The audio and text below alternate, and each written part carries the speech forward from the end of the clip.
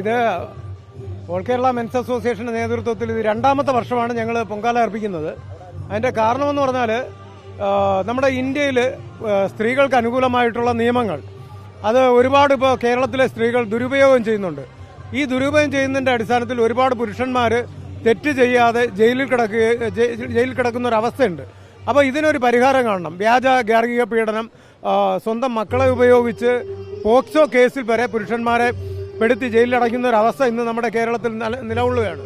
അപ്പോൾ ഇതിനെല്ലാം ഒന്ന് മാറി ഇന്നത്തെ ഇവിടുത്തെ സ്ത്രീകൾക്ക് നല്ലവരായിട്ടുള്ള ഒരുപാട് സ്ത്രീകൾ ഇവിടെ പൊങ്കാലയിടുന്നുണ്ട്. പക്ഷേ ചെറിയൊരു ഭാഗം സ്ത്രീകൾ പുരുഷന്മാർക്കെതിരെ അവരെ ഏതൊരു വിധേനയും വ്യാജ പരാതിയുടെ അടിസ്ഥാനത്തിൽ അവരെ ജയിലിലടക്കുക, അവരെ നശിപ്പിക്കുക, അവരുടെ വസ്തുവകൾ കൊള്ളയടിക്കുക, ഇങ്ങനെയുള്ള തിന്മകൾ ചെയ്യുന്ന സ്ത്രീകൾക്ക് അവരുടെ മനസ്സ് നല്ലൊരു മനസ്സിലേക്ക് മാനസാന്തരം ഉണ്ടാകുവാൻ വേണ്ടിയിട്ട് ആറ്റുകാൽ അമ്മയുടെ ഒരു കടാക്ഷം ഉണ്ടാവണം.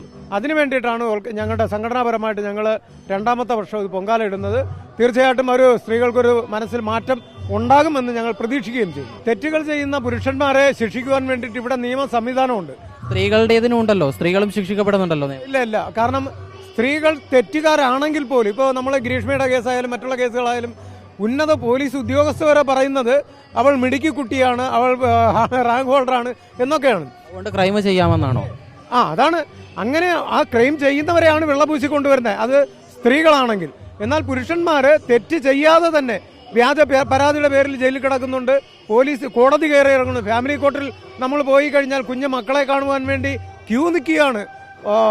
എന്താ പറയാ, ജീവിതം പ്രവാസികളായിട്ടുള്ള പുരുഷന്മാർ അവര് പ്രവാസ ലോകത്ത് കിടന്ന് ഒരുപാട് കഷ്ടപ്പെട്ട് അവർ ബ്ലഡ് വേർപ്പാക്കി അധ്വാനിച്ച കാശ് മുഴുവൻ കൊള്ളയടിച്ചു കൊണ്ടുപോകുന്ന ഒരവസ്ഥ. അത് നമ്മൾ ഒരുപക്ഷെ നമ്മുടെ സമൂഹത്തിൽ അത് അറിയാത്തത് കൊണ്ടായിരിക്കാം.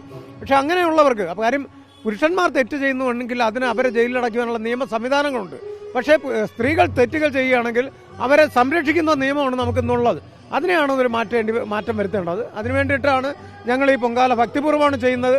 തീർച്ചയായിട്ടും അതിനൊരു ഫലം കാണും എന്ന് തന്നെയാണ് കരുതുന്നത്.